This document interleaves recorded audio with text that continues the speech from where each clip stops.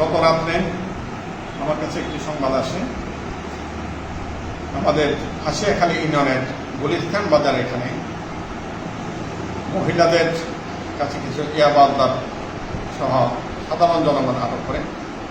আমি তাৎক্ষণিকভাবে আমার কুমারী ক্যাম্পের আইসি জামিল আহমেদকে সঙ্গীয় পুলিশ সহ সেখানে পাঠিয়ে দিই।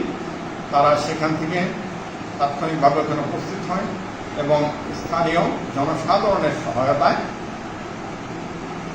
রোহিঙ্গা ক্যাম্প থেকে আগত রোহিঙ্গাদের নিকট থেকে 4 জন আসামের নিকট থেকে 5,000 পিস ইয়াবা হ্যান্ডেল উদ্ধার করে এবং ঘটনাস্থলে সাক্ষীদের উপস্থিতিতে জব্দ করে তাদেরকে থানা হেফাজতে নিয়ে আসে।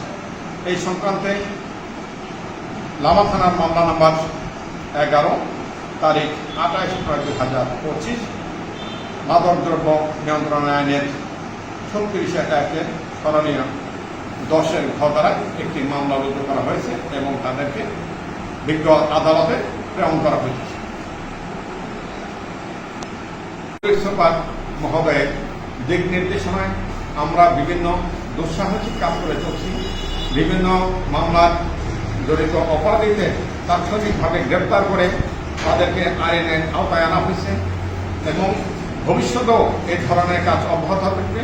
এই জন্য আমি আমাদের মিডিয়া ভাইদের সহযোগিতা কামনা করতেছি।